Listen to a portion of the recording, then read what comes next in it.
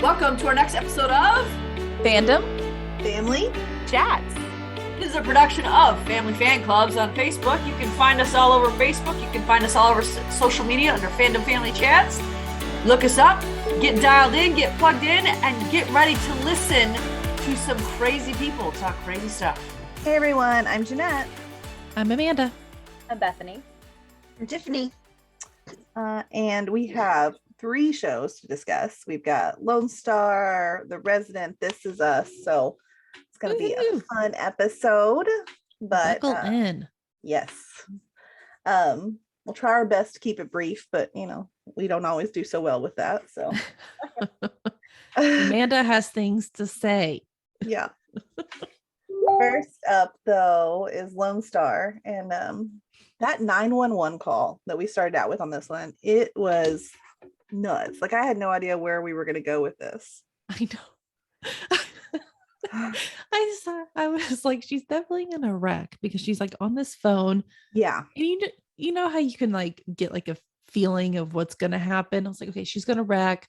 Mm-hmm. And the whole time in my head going, this baby is way too young to be sitting face forward. This is the baby. Something's going to happen to the baby because she's not correctly in the car seat. Yeah. So I was like, I'm really not one of those kinds of moms. Like, I don't like lecture other moms or anything. But that looked too apparent. And I feel like a TV show needs to set good examples. Especially a TV show like about like, I mean, aren't firefighters like, don't they teach you a lot about like car seat safety and stuff? That's who you go to make sure it's buckled in properly and everything. So exactly. Yeah. So I wasn't I didn't really have that many critiques about this episode, but that was one of my critiques because it really bothered me. Yeah, I noticed it too. No, I did not see that car coming. I didn't think she was going to hit him.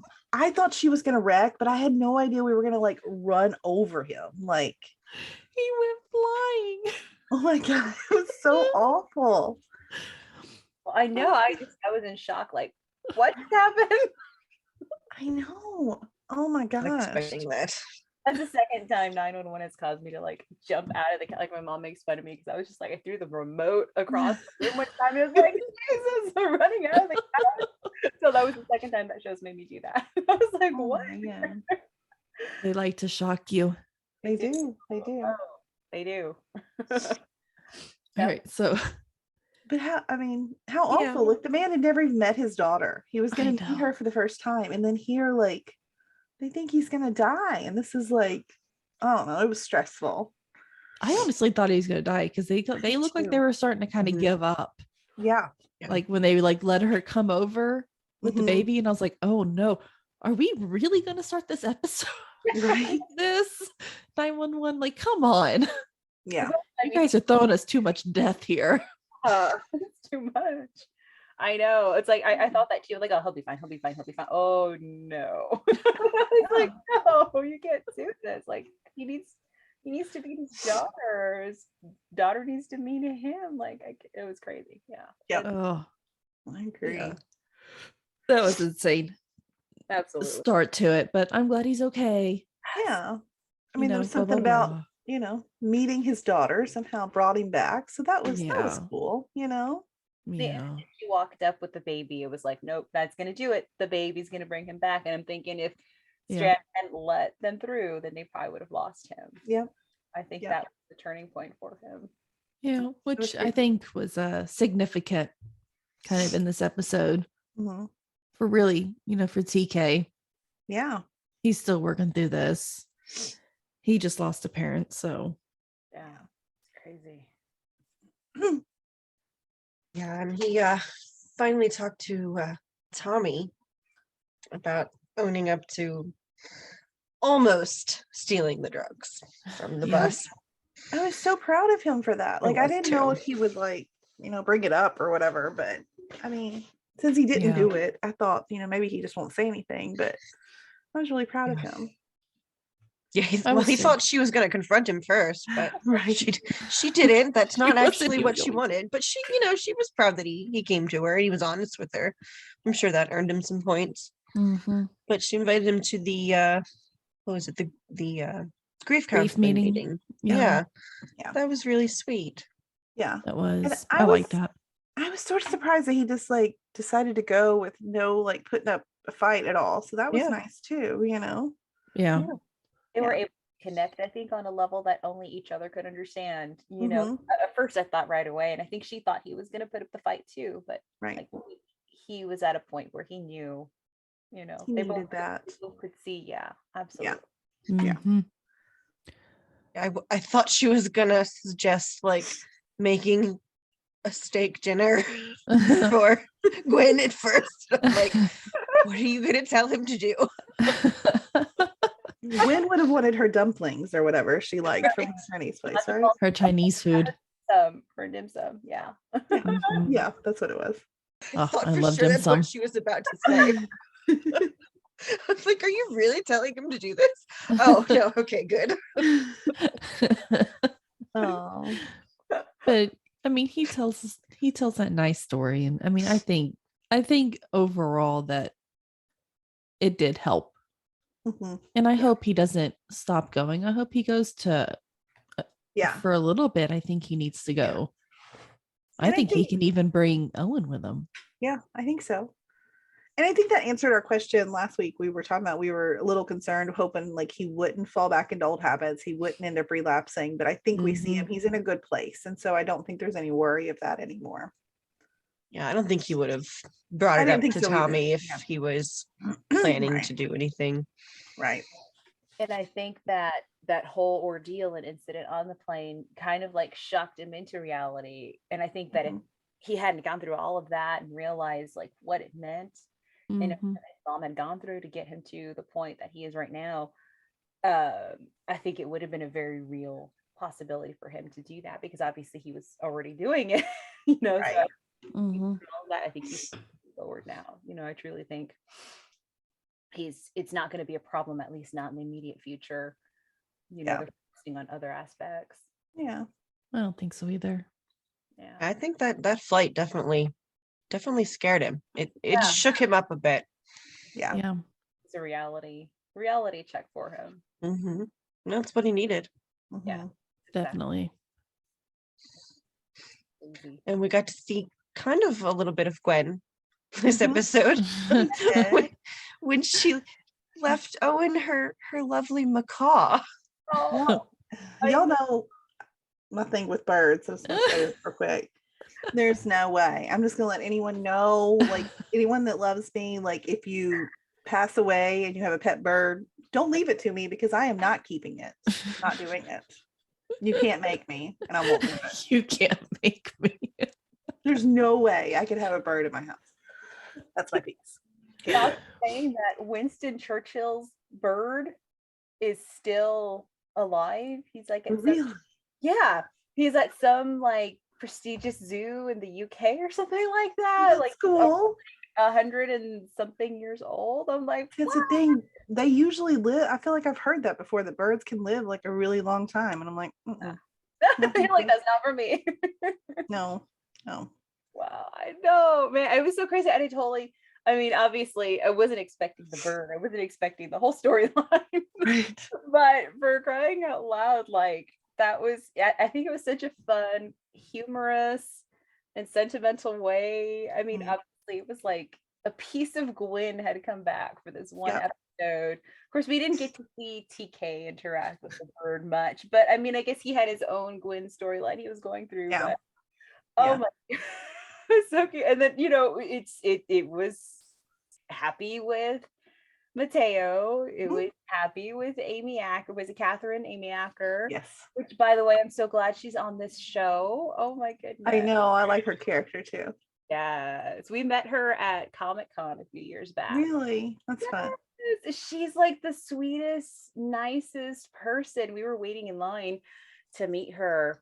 And our mom, you know, it's Comic-Con, so there's so many things happening. And so our mom actually wasn't there at that point, and she wanted to meet her too. And she had been waiting, but she had to leave and then came back. And we got to the table. I'm sorry, quick story. we got to the table to see her, and our mom hadn't made it back yet. And we were like, oh, she was so looking forward to meeting you and the whole 9 years. You know what? When she comes back, she kind of winks. She's like, it's okay. Just have her come to the front. It'll be fine. Don't make her wait in line again. I'll let her, skip the line.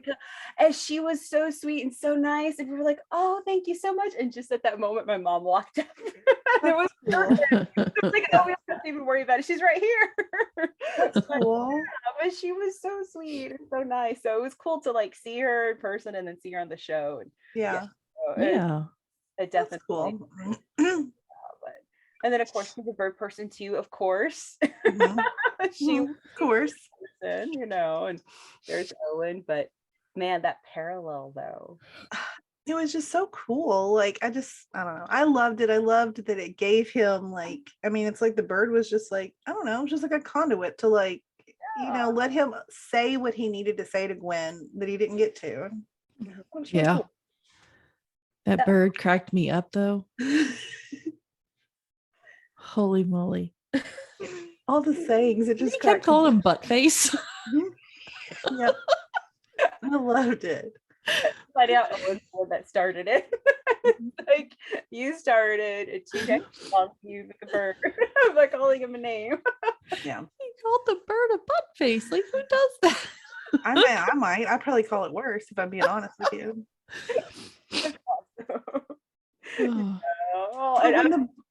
I mean, when the bird started speaking back, like what Gwen had said, I guess after he had probably passed out or whatever, I was like, oh, that's really sweet.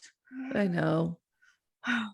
He got that insight into Gwen too. That he never would have known that. Right. She said, I love you, and covered the blanket and cared for him, even in those dark, heated moments, and even if they didn't end it together, there was still, I mean, they still had something, and in that moment, so he got that resolution too. Yeah. So he never got to see Gwen's caring, and then at the same time too, he was never able to apologize. And this bird, like you said, a conduit, that's a perfect word, and he was able to have that resolution. He was able to have that peace, to say his piece. Even though Gwen wasn't there to hear it, it was like a representation of her. Yeah. Oh, my heart. It was nice. It was really nice. The bird remembered him. I know. I know. All those years. They have good memories. They do. Yep. Yeah. They were like Owen walking in with all the presents for the bird. Like, it's Christmas morning. Did anybody? I mean, I feel like you guys knew too, right? I felt it when he came in with all too. that stuff. I was like, "Oh no, that bird's gonna be dead." I was like, "That bird is dead. He is so dead." I was sad. I have to admit. I mean, I was really sad. I was like, because when they had the scene when he apologized to the bird, I know. I thought in that moment, because they were leading into something, and I literally thought that was the moment he was going to be dead. He's just gonna fall over.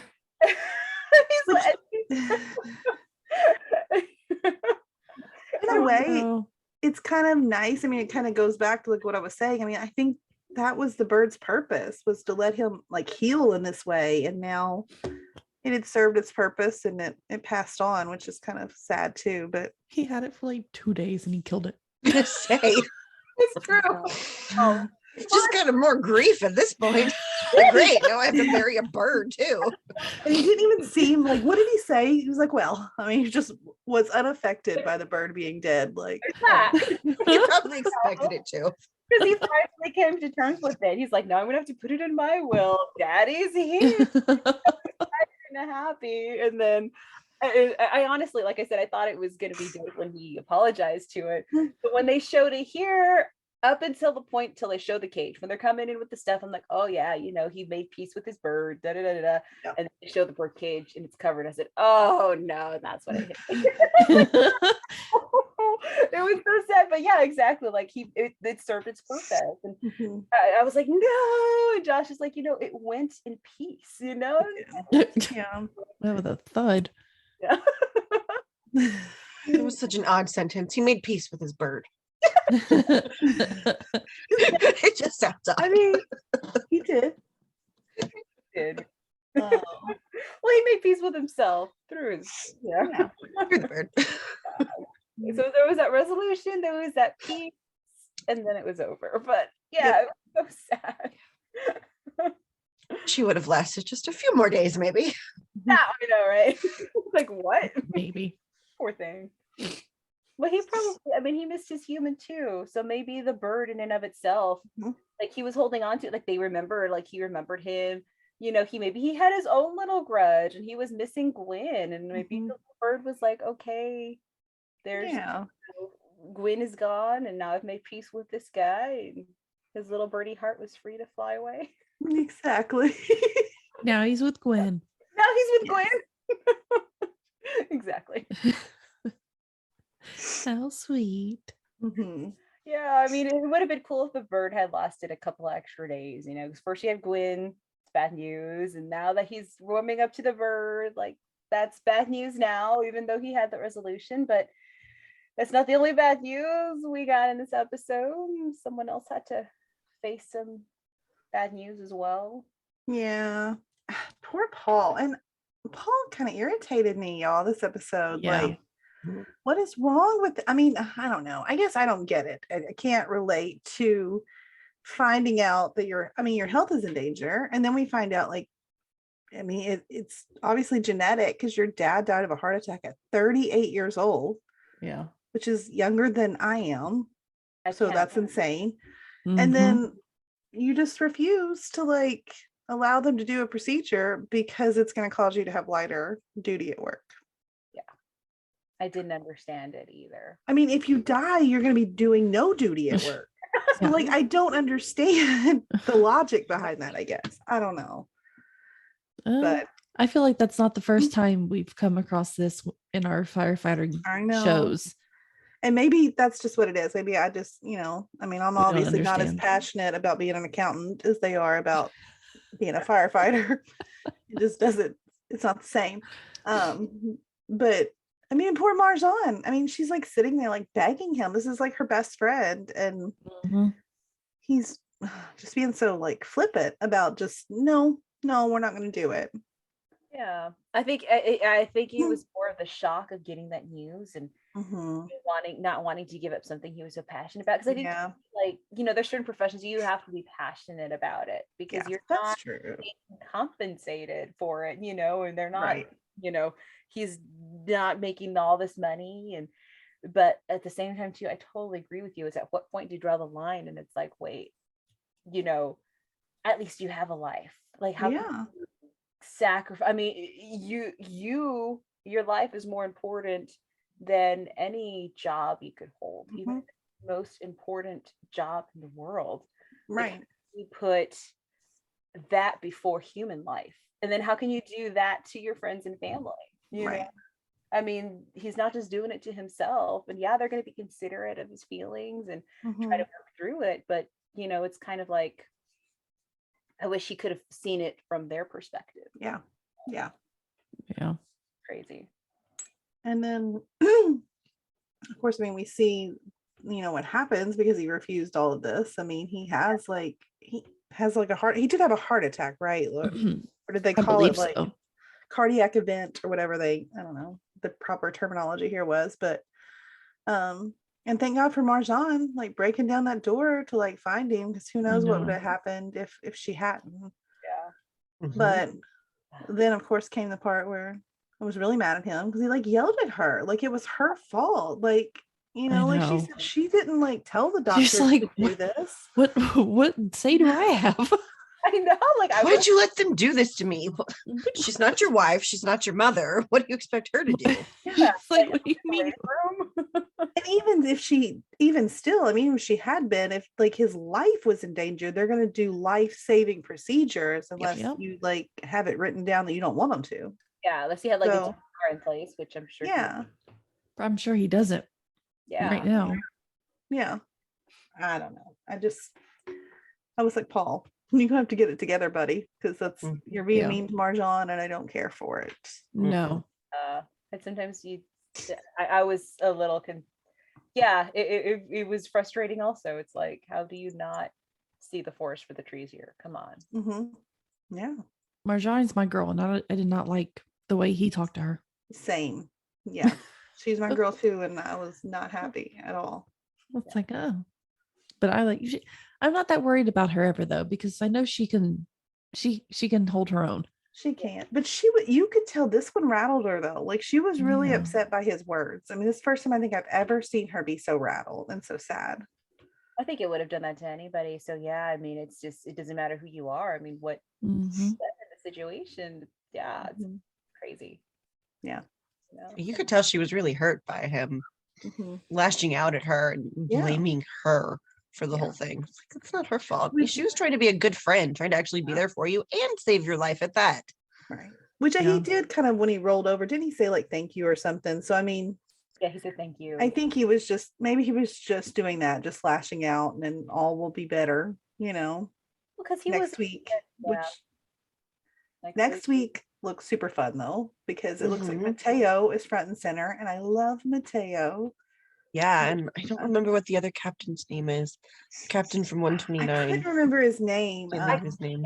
And I just saw it again right now, and Mateo says it, and I don't remember. Yeah, but he, so it looks like we're gonna have like they think that he's got like early Alzheimer's maybe or something like that, and Maybe Alzheimer's or dementia. Dementia, something. But he's like forgetting like orders that he's given them and things like so. We see what Mateo says something like, I thought you said that building was like a powder keg, and he doesn't remember that. And then all of a sudden the building blows up. Yeah. So let's hope that there were no firefighters in there. I mean, luckily you hear, Owen pull back the 126, because he realizes what's going on. So hopefully, I don't know. Very, very dangerous. I bet they're fine. They're fine. Yeah. We've had enough. Yeah. Too much death. It's too much death. You can't do that. Right. Like maybe once a season you can kill somebody off. Other than that, you gotta leave it alone. I feel like Lone Star here lately is like wanting to make us feel like something bad's gonna happen every single episode. They're really messing with me. I think they're maybe playing off of, the past couple of years, just in real life, everybody's just kind of expecting the worst around every turn. And so like that's kind of coming through in this season. I don't know if that's on purpose or not. Maybe the writer just I did it subconsciously. I don't know, but yeah, it's a little more this season. A lot. What are you doing to us? Stressing me out. Yeah. But I guess that's all on the Lone Star. So now we can talk about the Resident. All right. But we gotta welcome Maureen to join us.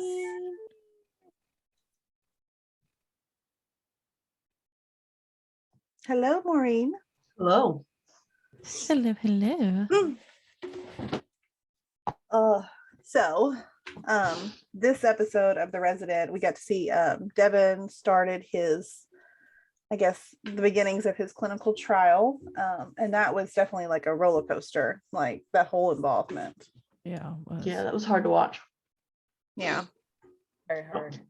I don't know if it's just because I'm going through cancer, but it feels like it's like everywhere on the show. And when I think about the treatment that I go through, which is I just felt it come up a little bit, but it's in bags that you get through an IV in your port. And it makes me really, really nauseous when I see that. So every time the clinical trial was there, I had to like look away because I couldn't control it. But like when you go in for your chemo appointments, they ask you, have you done this? Do you feel this? Do you feel this? Do you feel this? And there's like this laundry list. And that's just for regular chemo. That's not for something you're uncertain of how it's going to turn out.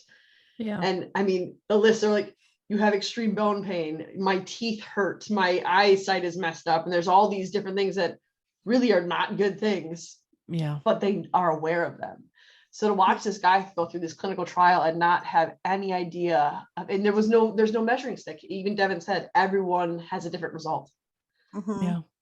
I really felt for his wife in that moment because I watched my husband feel completely helpless as I sat there and cried in pain. And this woman had to watch her husband go through this. And I really, really felt so deeply for her. And that dude is brave. I don't know. I don't know that I would be willing to do that. Yeah. He made his case though. I felt like, I mean, he's like, I'm going to die if I don't try it. Yeah. Or I'm going to die in the middle of trying it, but at least I tried. Yeah. I get it. I mean, I get his side. I completely get his wife's side too, because, if I can get you for 3 more months, I'd rather have you for 3 more months and not. Yeah. It's just, I mean, it's a lose-lose. Yeah. It could be a win. but you don't know.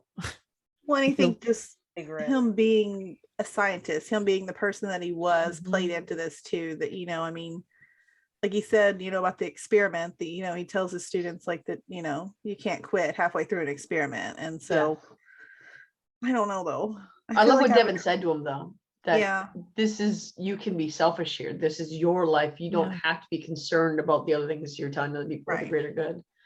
Yeah. But I love don't that. think anyone expected the symptoms to kick in so fast. I didn't expect him to get all 5 doses in the same day either. Like that's that was crazy. that's Me. like the first thing in chemo I had, they had to do it one time every 2 weeks because your body had to have some time to recover. And so not only is he getting all these 5 doses in the same day, not only are the symptoms coming on faster than they thought, but his body has no time to recover at all from anything. Yeah. Like I can't, watching that was really painful.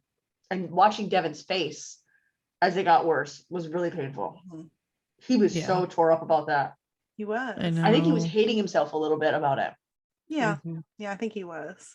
And I do like, and I really think that when he had to be intubated, and even Conrad said, you know, Devin, it's going to be your choice. And Devin just continues to show his colors. And he said, no, it's not going to be mine. It's going to be his. I can't force another human being to go through this without any certainty, without any knowledge of anything that's about to happen. Right.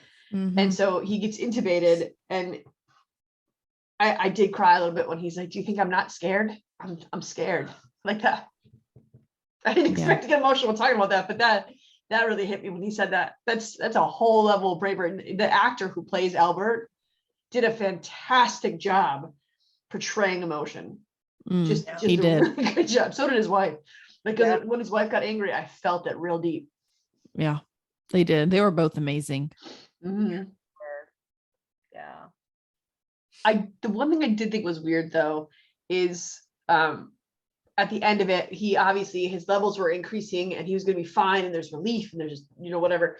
But before that, when Conrad came up to Devin on the stairs, and Devin was so focused on the negative, and Conrad had to remind him next steps, and all this, the next steps came to him so easy. Like it wasn't even difficult. I thought that was a little weird. I thought like, okay, if the solution came to you that easily, shouldn't you have already been trying to implement the solution while he's suffering there?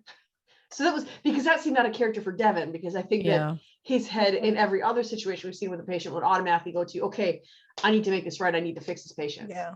And I think he's just close to this. Yeah. And I think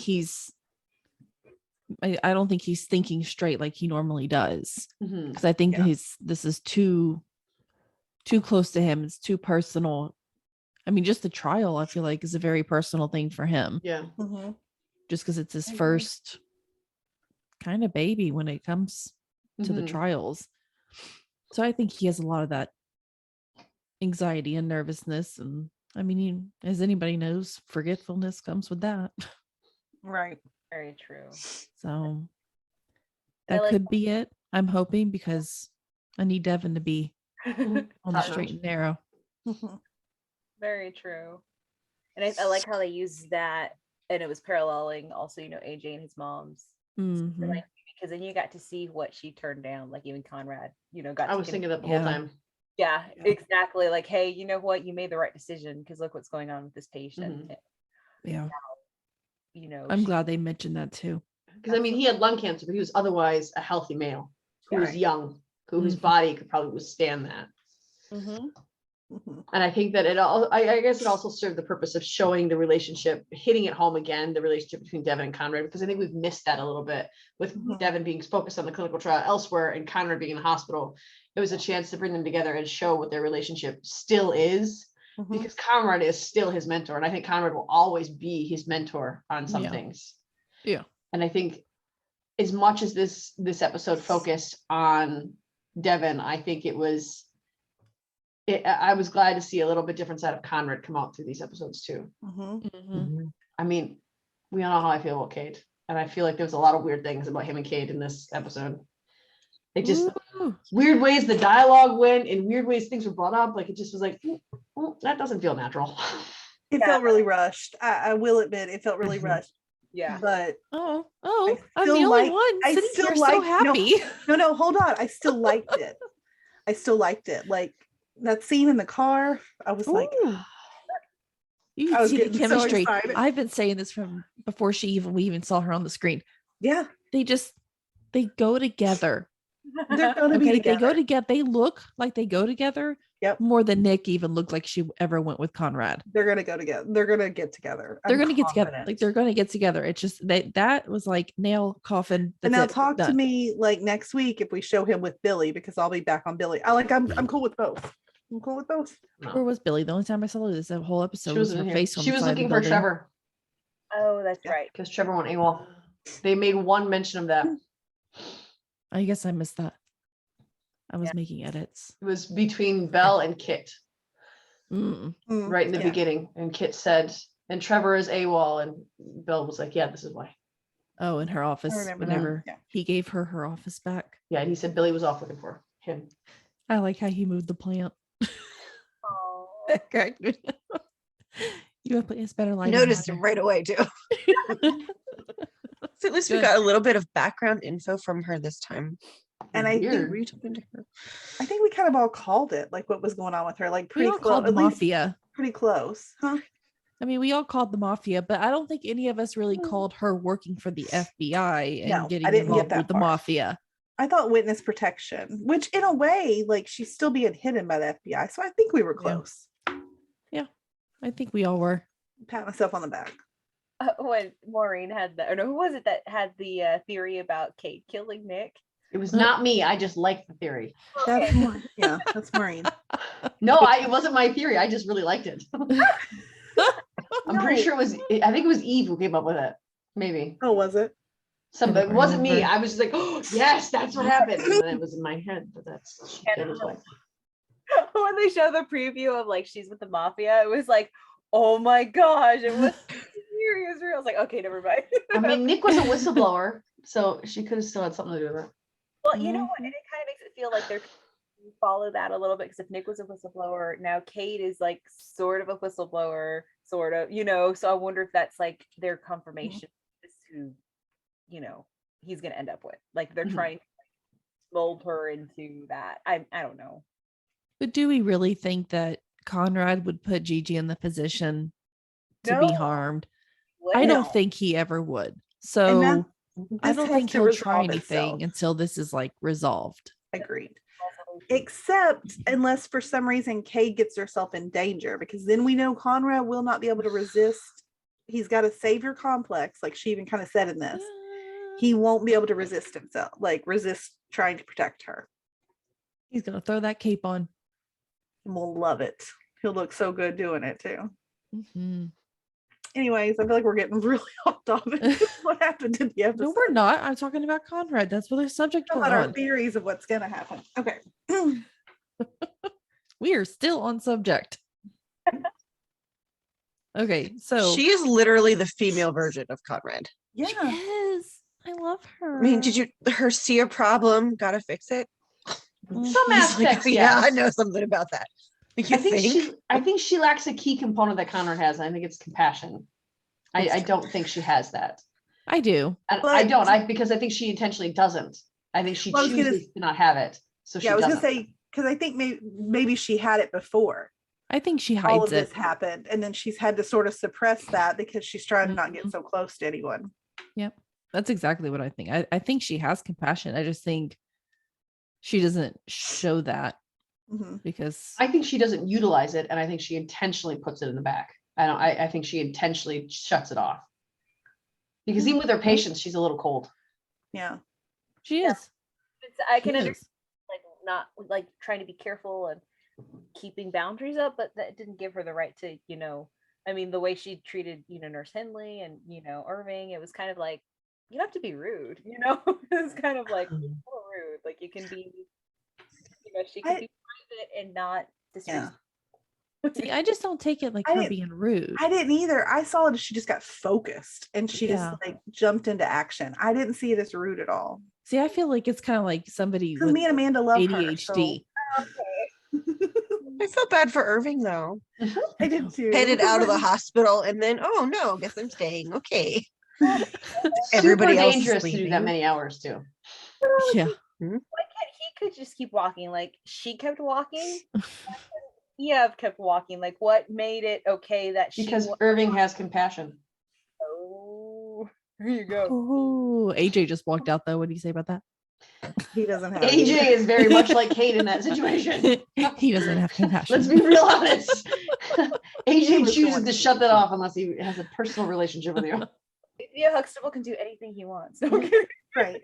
Yeah. That's right. That's what Summer said that when she first walked into his trailer for the first time, she was like, Theo. Oh wait, is that okay? That's perfectly fine. Call me Theo anytime. I'm like, yes. But I think the big thing that we need to talk about in this episode is that they find the pills with Conrad's name all of them. And even that, she's like, these are, and then walks away. And Irving's like, wait, what? But well, what are they? And she just walks away. He's a part of this too. He should know something. He needs to know what medications this kid was. Well, I guess But the kid's maybe dead not. now. So Well, he's dead. So yeah, I'm You know just what I about to mean? say. Like, maybe not though, because the more people she would have told what was going on, she would have to get involved in all of this. I Yeah. think her only thought was Conrad because she's into Conrad. Well, wouldn't you Well, be? who wouldn't I'm be? obviously, yes, but that's my thing is that I think she is rude to everybody but Conrad because she's into Conrad.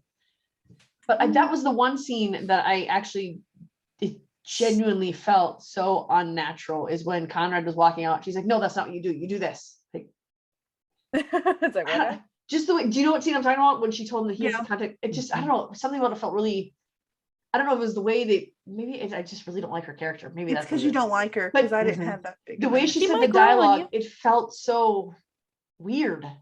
I don't know, it just felt weird. And then she's like, but I gotta go. So I didn't like the talk with the FBI agents because that they were was very so brief and gave them like no information. And she's like, "Oh, I think we're good here." Conrad, You I don't know don't think we anything. did. You literally just told him he could be putting his life and everybody knows in danger. Yeah, we're good. Let's We're go. good. We got it. What? Well, I think the littlest information that he knows, It's better. the better. Mhm. He doesn't need to know all this information Yeah. Yeah. And because we all know Conrad. He wouldn't be able to ignore it. He's still not going to be able to ignore it. No. Mm-mm. And it's No way. certainly not when it's his name being used. There's no way. Right. So not only is his name being used, but somebody else is in danger. So there's just not a chance.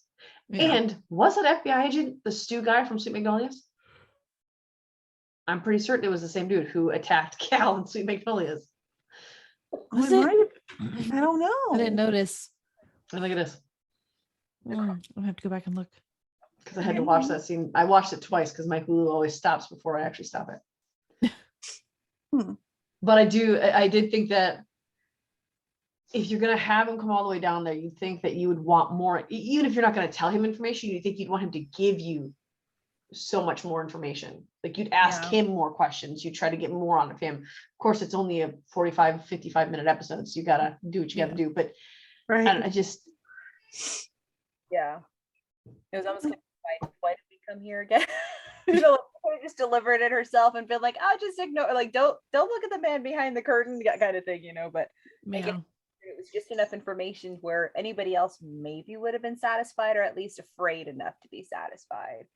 But, you know, of course it's Conrad, so that's the exact opposite of how Conrad would handle any situation, much less, you know, an FBI, someone using his name to harm other people situation. That's completely opposite of what Conrad would ever let happen. Yeah. And it is Stu from Sweet Magnolias. I just looked it up. Oh, Good call, Maureen. there you go, I'm Maureen. very rarely wrong about a face. Other Right. things, yes. What? Like how she feels about Cade. She's wrong about that. She is very wrong about that. I'll go ahead and say that now. You're gonna love her. You're gonna love her. You just got to give her a chance, and you're just gonna love her. I mean, Amanda has the spoken. mafia made an attempt on her life. What do you expect this woman to do? Wouldn't you be cold too if like the mafia tried to murder you? I'd be cold. Yeah, I would too. I love her. But no, so let's talk about my little scene in the car. Oh my gosh, like I thought their faces got so close. The way he leaned He in, got like so close. I was like, who talks like that? I was like, I need to go talk to Conrad Hawkins if he's going to lean in that closely to have a conversation.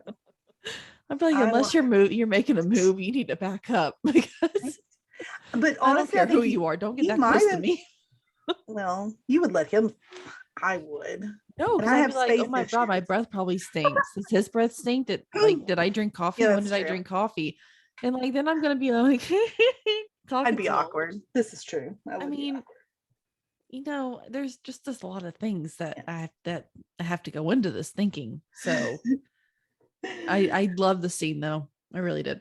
Yeah. I mean, I liked how, I mean, she called him out, like I was saying, like about, he has a savior complex. He's gonna like try to fix this. And she said, no, I can take care of myself. I can take care of myself. But I'm like, but let him take care of you.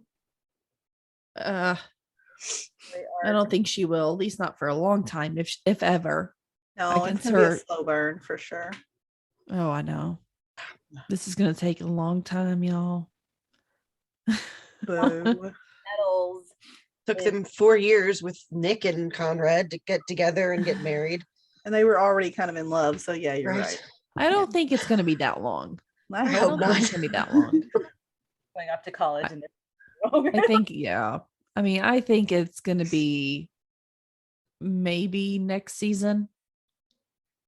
Hope so. We see Maybe the end something. of the season, something will happen. I wouldn't be surprised though if like they do start that storyline of them, thinking of each other as more than just, colleagues, and then something happens and maybe she leaves, or I mean, I don't know. I mean, it seems super convenient. It seemed like, oh, this is going to be the one. But Mhm. the Resident, there's always twists and turns, Well, and I was gonna say too, the Resident doesn't exactly do romance well.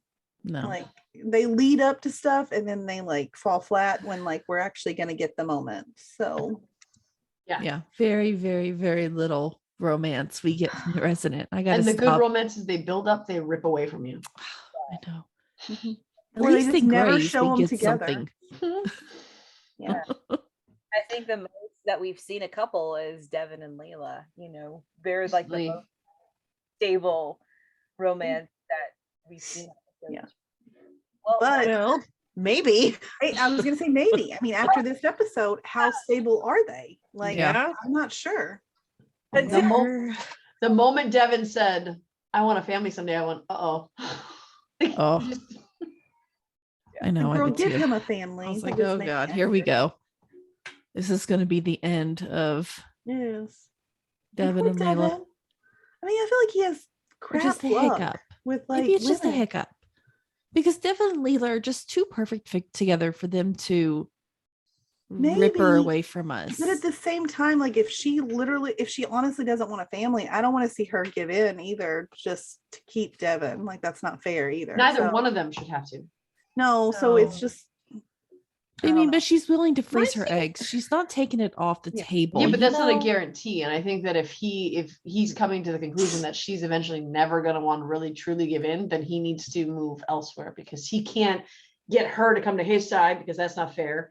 And she shouldn't try to get him to come to her side because that's not fair. Yeah, totally agree. The thing is, how long have they been together? Should 3 they have not years. had this conversation Right? way before This might be a new time? thing though. Because she Yeah. now wants to do all these, she wants to now be double board certified. Now she really wants to focus on her career. So this might be something that in passing, because in that culture, that's what you get married, you have kids, like that's the big Yeah. push. So it might have been something that was just assumed or something that was easier to talk about then because they didn't want to have them immediately. But now that she's moving into her career, I think that and I think her sister is putting it on there, is making her think about it. And then when she said, that's why Padma could be the perfect solution. Like, I was like, I was where real are you confused about going that with for a minute. this? That did not go the way I thought it was going to go. same. I was like, whoa. Like it could benefit both of you. What? we could be a couple raising this kid. Like, I got a What little are you worried. suggesting? That is so weird. really That's your weird. twin sister. And I didn't like either how quickly she shut Devin down because she brought Devin with her to talk to Padma for a reason. And then he said, I know I don't have to say it. She's like, no, you don't. And then wouldn't let him speak again. Like I know. he can't make the decision for you, but he certainly has a say. He can Yeah. certainly voice his, you're in a long-standing relationship with this man who you're planning on spending the rest of your life with at this moment. He Yeah. absolutely has a say. He can't Yeah. make the decision, I mean, you should at least hear his opinions. Exactly. Even if, you know. Exactly. I think there needs to be a longer discussion Oh yeah. for sure Yeah. about this, because I mean, not to be mean or anything, but neither of them are getting any younger. Mhm. And I know she wants to freeze her eggs or whatever, but you know, for how long? And what? Yeah. Yeah. Exactly. You know, I mean, do you want to be Devin to be 50 years old before he Right. has a kid? Which Mhm. is fine if that's what you want, but I don't feel like that's It only gets harder. what he wants, Yeah. you know. And I mean, I don't know how people do it, but having a kid that older At that like age, that, I couldn't do that. I mean, I'll give him a high five because I'm gonna be you know 40 me. and I have a 3-year-old, and that's pretty dang difficult. I bet. Like, it's exhausting. Mhm. I'm 32 and you guys should see me trying to make a bunk bed. I'm like, I don't know if I could do this any older. It's I'm out of tough. breath. And I think that, of course, the resident has a tendency to mislead us or attempt to mislead us. And it wasn't before, but once Nick died, it's like all of a sudden now they're trying to mislead us with things.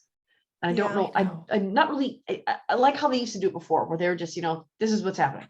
I Yeah. don't like the trying to trick thing. So the look on Devin's face at the end of the episode would seem that he is not on board with what she's suggesting right now. Yeah. But I don't know if that's just a setup. It could be. But I don't think he'll be on board for long term. No, I just don't see. I don't either. And she sort of just shut down the conversation. Mhm. Like it was just like, this is the decision I've made. There Yes, it is. once again, shut him down. I That's don't super like how she does unfair. that. Yeah. No, it's a relationship. You're supposed to be partners.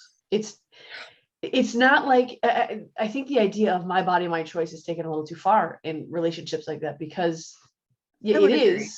is your body, Right. but there's someone else who does want something. So if you're unwilling to do that, you need to be very upfront, and you need to be very open that, hey, this is not what I want. You can't string them on and say, well, you know, all I'm willing to give you right now is a thought of maybe possibly in the future I might want to maybe use my frozen egg. Like that's not fair. And then say you can't say anything else about it. That's not fair. No, Something that absolutely not. together, you know, they have to work through together. Mhm. Exactly.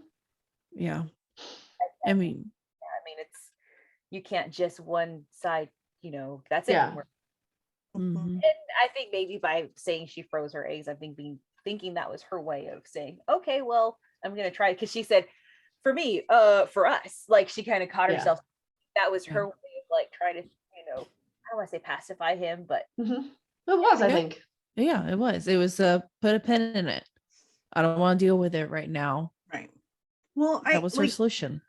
In all aspects of their relationship, I think and it's fine that, you know, I mean, obviously she has her dreams and she needs to chase those dreams, but I feel like he's never a consideration of I how agree. these things will affect him. And that bothers me Mhm. because I think he does consider her and everything. does. We even talking about the clinical trials and all that. I mean, he considered her feelings and what it would do to their relationship before he did any of this. Yeah. And just like these Absolutely. past few episodes when she's been saying she wants to, you know, study, what was it? Cardio and Cardiology neurology. and Yeah, neural. Both of them. neurology. And she was telling him that he didn't have a say in it. It was her choice. Yeah. Mhm. You're in a relationship. You do Yeah. realize this, right? Right. And it's not like they're just starting out. Like they've been in a relationship for years at this point. Exactly. Yeah. At They're a living minimum together. of 3. A minimum of 3 years they've Yeah. been together at this point. And it's a committed relationship where they are living together and they are talking about what they want in the future. And I don't like, she seemed a little weirded out by giving Padma the egg at first, but then I feel like when this architect came in, her patient this week, who's like, yeah, it's great not having kids. We're very career didn't like focused that. and that's great. And I didn't like how the lady was like, I'm okay not having kids. I'm career focused. And then looked right at Leela and went, and that's totally okay. I'm like, back off. You don't know this doctor. Yeah. You don't know I was her like, life. stop that. What are you doing? Yeah. Don't give I got her mad at that advice too. when you're dying because you can't take care. Well, it's not really. She I couldn't take mean- care of herself. That's not what it was. That's unfair. But it made me mad that she looked directly at her and was like, and it's totally okay to be consumed only by your career. Like, come on. Yeah. it's okay to have kids and have, you know, it's like, you know, she didn't have imply that she was trying to give unwanted advice. Yeah, Mhm. absolutely. And I have a feeling too, though, that the patient, like, when she's, already the age that she would be if she was a grandma, she's probably going to be like, I don't know, something's missing here, maybe think grandkids running across the yard or something, or needing who's going to take care of. And I guess if they're both, very strong career oriented, they're side and can hire providers once they're, of age, but like, who's going to take care of them, Which, like, I mean, it is okay if you are career driven and you don't want kids. That is okay, as long as the person you're spending your life with is on the same page. Yeah, because no one should have to sacrifice something. That's the whole point of coming at it together as one. And you can look at it, I mean, and maybe Devin will realize that being with her is more important than this family, if she says, and that's okay too, but I think he has to come to that conclusion on his own. Like, you can't just take that choice away from him. Or maybe she changes her mind. It's possible. I mean, could be. I honestly hope Devin doesn't give that up, because that's a huge thing to give up. Yeah, I agree. I would rather him find, I love him with Leela, but I would rather him find someone else who wants the same things he wants, because saying I want to be giving up a family is big no matter what, but if you already at the place where I don't want kids, it's nothing. And I genuinely think that when it's something that's that big and you stay in the relationship anyway, even though it's not what you want, there is going to be resentment that builds and it'll destroy from within. And then what would have been the point? You've lost a relationship, and you've lost the opportunity of children. Yeah, I think it's something I obviously, she left it sort of open, like we said, it's more pacifying him than anything, but I mean, she didn't say absolutely no. And obviously you could tell that it really bothered Devin, but I have a feeling, I mean, they're gonna have to talk about it more and come to some sort of conclusion, but I don't know, I just got this feeling that eventually it's going to be Leela that comes around, and I think Devin, being Devin, is going to be a little bit more patient in the process, so I think most of it's gonna be Leela heading it up, and he's walking away, saying, so it's gonna be my way or the highway, and walking away. I think he's gonna stay by her side and kind of be patient through the process, but somehow I think that it's gonna be Leela coming around, and maybe some of Devin's patience and caring might even help bring that. She takes a steps in her career, like she might realize what's more important, or get to a certain point in her career where she feels satisfied and, hey, there is something still missing here, I don't know why I can't see Devin losing this fight. I don't know. I can't see him not pushing for discussions, though, because I think that this is something that's going to weigh on him.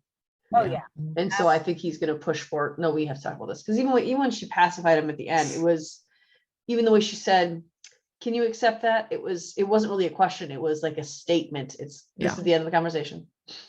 Like, it just she wanted to be done with it. I think she was just like, no, he's going to accept it because he loves me, and he does. I mean, he praised her about that surgery, he commends her, he uplifts her all the time, and I feel like lately that's not reciprocated at all. No, it's very one-sided. So that's why, as much as I love them together, I would rather Devin be with someone who is going to recognize him for him, wonderful and want want the same things he wants, because I think for him, family is a very big deal. Yeah, I agree. And he is a genuinely decent guy. Yeah, kind of feels like, I mean, we know that. Absolutely. I think it's kind of the opposite of like Belle and Kit. So like here, Leela's like, I want this, and Devin's like, I want that. And then Belle and Kit were the opposite. When he first got his diagnosis, he's like, well, I'm not going to put you through that. And she's like, no, I don't think so. Like, you can stop me from it. So it's almost kind of like the opposite, saying like, I'm going to do what I want. It's like, no, I'm going to do what's best for you. I don't know. It just, to me, it just kind of seems like it's a little, one is considering themselves, yet the other's like, no, I'm going to consider you, but yet they've already had previous relationships, so they've been through that, like so much younger, where they know, hey, no, it's more important to think of the other person over myself, and then when each side thinks of the other person over themselves, it tends to work out. Belle was trying to think of Kit, but Kit's like, no, I'm gonna think of Yeah. you. It Selfishness doesn't work in a partnership. doesn't. It's No. only sacrifice makes it. Yep.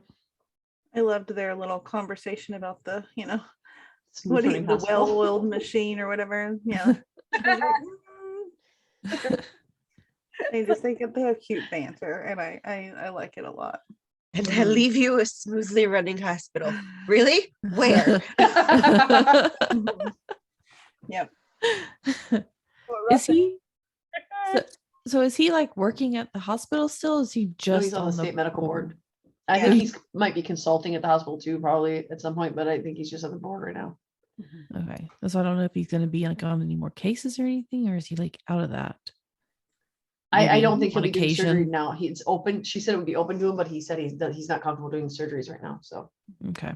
but I did like her parting word to him. She's like, "You do look good in that suit," and he's like, "I know." So cute. I like when they flirt. Was that on the picture? Were those the grandkids? Remember Kit's daughter? Yeah. Or- I think those are her daughters Wait, what picture? on her desk. Oh, I didn't even see anything on her desk. I wasn't even looking. Pay attention either. It opened with like showing like a semi close up of the picture. Yeah. Spanned out, and I think that was their way of like, hey, Kit is back, like this is her desk again. Yeah. Oh, I didn't even notice the picture at all. To me, she looked a little bit younger in the picture. I think that was like her and her. Well, no, does she doesn't have like 2 daughters, does she? Maybe those are her grandkids. Maybe She has one daughter, doesn't she? I thought it was one daughter, unless maybe she's had 2 all this time. It's very possible. For some reason, I had it in my head that she did have 2, but maybe I'm making that up.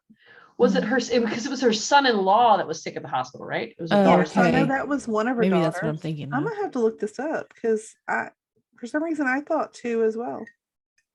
Well, there you go. Maybe She's got 2 daughters. Molly was the one that her husband was there, but she's got another daughter named Amelia that we probably just never met. Yeah. Okay. Oh, so maybe that was a look into maybe we're about to meet the other daughter.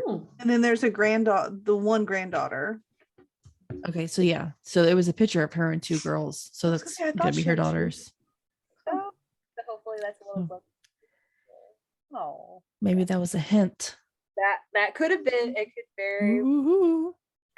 Oh yeah, that was cool. But to see, this kid is back. This is her desk. Oh, I think that's what they were trying to say. But now I think it's probably just a little bit. Everything is up for grabs in this show.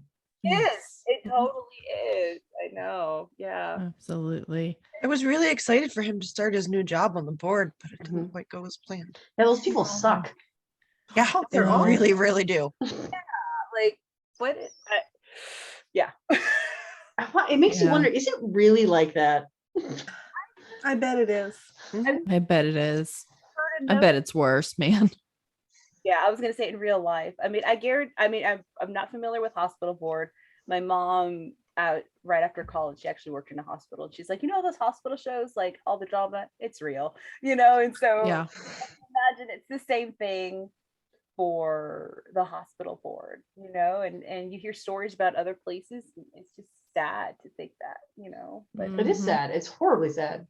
That, I mean, kudos to Belle though for not letting it lie, for being know. better than the rest and just sticking through it and going up to that woman. Yeah. absolutely. And Yeah. how different is he from season 1? Yeah. I'm like, he has completely Right? and beyond redeemed himself at this Mhm. point. Yeah. And he even when the has. guy was like, just sit back and watch us work, and Belle's parting shot was, I think I got a pretty good understanding of how you work. I'm like, Yep. I love that. He didn't back down. He didn't stop talking. He didn't stop pushing, nothing. He did not stutter. Mm-mm. He knew, and because the other guys played him the whole time, and I finally, like, you could just see him, like, he just stops and like Mhm. the last straw, because he kept trying to come back with this fancy answer, and like Mhm. finally, he finally got under his skin. And it was like, yes, do it, Belle, because it's crazy to see that. And it's going to be another storyline. It's going to be, Yeah. a bad guy coming to justice again.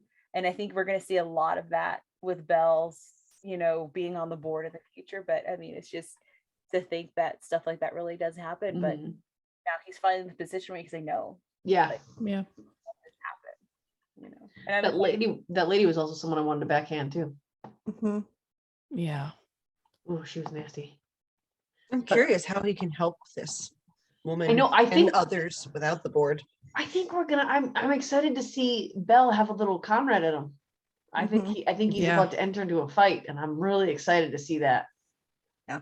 Because he did say, I like the questions he asked her was, "Are you looking for money? Are you looking for this?" And Mm-hmm. he's asking the right questions to her, rather than trying to find a way that the doctor's not at fault. And I do like that he did say that the board won't, but I will. Yeah. He didn't even try to sugarcoat that for her. No. Told her straight up truth, which is admirable. Mhm. That's what I was thinking. Admirable. Yeah.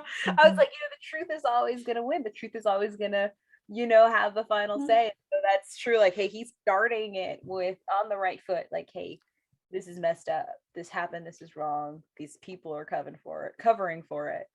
Yeah. Gonna let them get away with it, And at the end of the day, they're not, Mhm. Mhm. But I'm excited to see what Belle's gonna do. We then have AJ and his mom spending some quality time together now that she doesn't feel so horrible all the time, which I'm so happy about. That was so nice. Yay, Miss Carol. Yeah. We just seeing her happier and, baking muffins and just hanging out with AJ. That was so Mhm. nice. And I think, like we said earlier, talking about, like Conrad said, she wouldn't have survived the clinical trial. I mean, so Yeah. what she's doing now is so much better. And I think AJ sees that now and he's happy that, she's getting to enjoy her life because it hasn't been the case, so Yeah. it was just nice, I think. Yeah. He's obviously still worried about her, but I feel like seeing her cooking again and, out hiking and living it up, I think that was comforting to him. It's like he actually has his mom back instead of just, Agreed. the shell that she was having to go through everything she was. Yeah. Like you said, when was the last time you even baked? Yeah. Rock this kitchen, and I think those are some sweet times they can have and sweet goodies. Man, I want muffins now. I know. Right? Double banana muffins. I did love AJ and Gigi moment. I feel like have we had an AJ Gigi moment yet? So this I love. Not really, and I loved it. So cute. The little handshake. Queen of Chastain. Is that what he said? Queen of Chastain? Yeah, Queen of Chastain. I mean, let's be real honest. She is. I'm about to say. I'm fairly certain she's queen of the resident at this point. Yes. Yeah. Very, very, very much so. I mean, she's just cute. She's so dang cute. The way she has this little teeny tiny lisp. I just like every time she's on the screen, I just find myself smiling. I know, me too. Like, she just walks on. She doesn't have to do anything. Just And the voice she gets Conrad to use at the end. I was getting ready to point that out. I was like, one more Conrad note before we move into our preview. I was like, oh my gosh. The daddy voice. Something about it. I was like, oh, I love it. Ooh, read me a bedtime story. Exactly. I had to give one to Marie. That got a little weird. Moving right on. So next week looks eventful, right? But it's not next week, so we need to make sure we say that it's March 29th. It looks really eventful and kind of crazy. Mm-hmm. A little depressing. Yes. Very depressing. Yeah. I mean, it's not often you see someone with 2 failed suicide attempts the same day. yeah. Something. Well, yeah. Clearly She says- something. She says she's unfixable. I'm not sure. Yeah. I'm very curious about this episode. Yeah. All I'm And going then- to say is if when she walks out in front of that bus and Devin is trying to save her, nothing better happened to Devin for this lady. Maybe that's what changes Lila's mind, that she wants families that Devin gets in by a bus. He's already like had a near death experience. do not George him. Do Oh my not God. George him. I'll I get never that watch reference. another episode. I get that reference. He won't die. He'll just be in a hospital. Well, instead. he doesn't need to be hit by a bus. Like I'm not gonna be happy about that. To be fair, I don't want to do either. But No. you could tell he was trained by Conrad because he will not care about his own safety when he comes to saving someone else. Which is nice and all, but dang. Mm.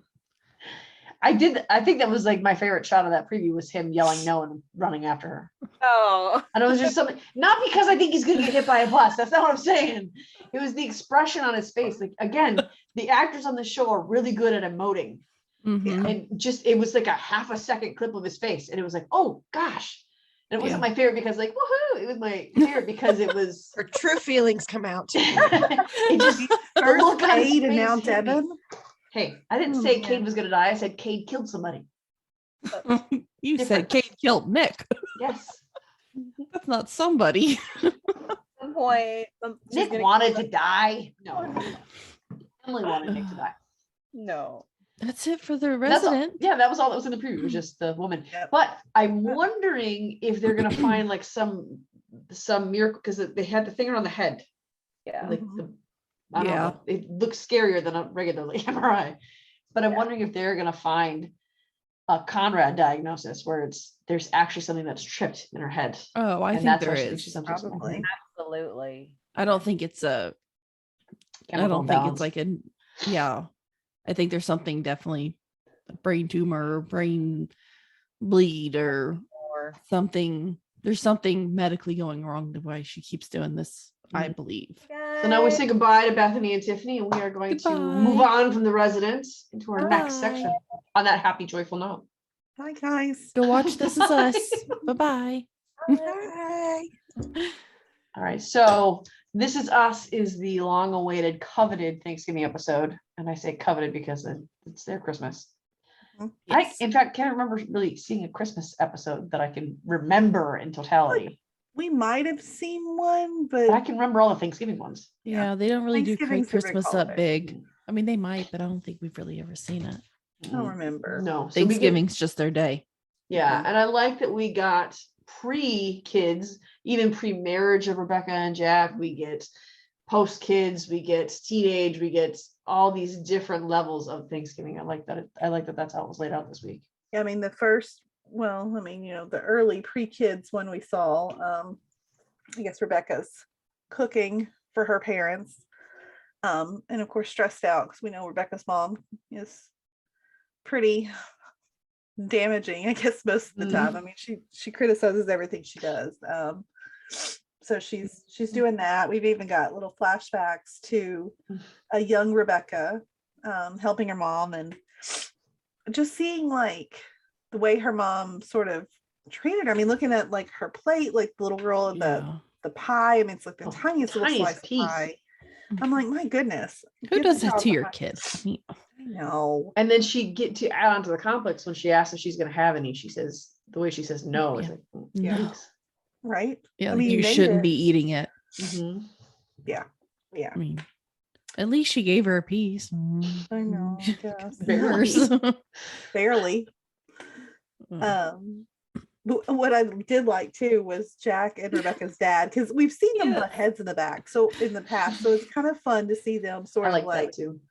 just kind of that they didn't have necessarily a bad relationship. I mean, they seem to Yeah. somehow finally get each other and have Yeah. an okay relationship to where they could, Jack's dad's, or not Jack's, but Rebecca's dad's telling Jack like, we're just gonna stay out of this, like, which was And I fun. like that Killing he Jack. yes, he like encouraged him to cut the turkey. That was Mhm. like that was a whole different side Yeah. of Rebecca's dad. What is his name? I cannot don't remember know. his I don't name. know, I can't remember. no idea, to be honest. Mr. Malone, I don't know. That's all I got. I don't know. I don't remember her mom's name either, so Mm.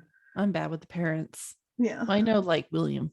Well, I mean, we Apparently only there was a seen- Christmas episode because William's in the back of it. by I Roy. remember, but I remember it vaguely, is all I'm saying. Oh, It was yeah. early on because it was that girl from Yeah. the theater. Yes. Yep. So it was a while ago. No, I mean, like, obviously tensions are kind of crazy. Rebecca and her mom, and Mhm. eventually Rebecca blows up on her mother, which I is don't blame completely her. warranted. And then mom looks so offended by all of this, and it's just like, are you really offended? Like, do you realize what you've like said to her like all day long? But Mhm. Yeah. I guess not. I don't know. You gotta wonder what she was raised like to have that Yeah. kind of complex, and that this is just what she thinks a mother-daughter relationship is supposed to be. mhm. I don't That feel like her I'm parents trying to, really I'm trying raised to her. encourage. Yeah, it's like I'm trying to encourage you to stay thin, like you're supposed to, and it doesn't Mhm. excuse it, but you got to wonder the dysfunction that she was created into. Right. Yeah. And I mean, Yeah. because you see like that talk that she has with Jack, I mean, it's Mhm. clear that she loves Rebecca, and Yeah. it's clear that, I mean, she is proud of her and all these things. She just never tells her any of this stuff, Yeah. which is really sad. It is, but whenever Jack tells her that they're moving, her parents are moving to Connecticut, their whole like relationship changed, and you did see the love that Mhm. came out of her knowing that her mom's moving away. Mhm. I didn't really think that she was going to react like that. I really didn't. I did. I mean, I did. you? And I Only because I could see when Jack said, "Give me a minute," I knew that Jack was going to fix it. Mhm. That's it. Well, too, I mean, like, it's this whole like, I don't know, there's a whole thing about mother-daughter relationships Mhm. that you fight and you battle with each other, but it's still your mama, and I mean, Yeah. like, I don't know, I thought it was kind of nice to see that aspect, because we've never seen that between Rebecca and her mom at all. Yeah. We've seen like no love between the two of them. Mhm. Well, I mean, not really. when they first started dating, we saw them that they got along really well, didn't we? I don't know. I feel like all I've ever seen of her mom is her mom just criticizing her. Only if Rebecca's being her puppet Mhm. that she was. And I feel like at the very beginning, she kind of was. She was still kind of straight laced and doing Yeah. what her parents were telling her to do, and Yeah. until she met Jack. So I think that's I did. probably how it's always been. I did like how Jack united them in anger too. When I she's like, know. "What the hell? My mom told you that in confidence." That And part even her cracked me dad up. looked like, I'm staying out of that Yeah. one. Not touching it. Not doing it.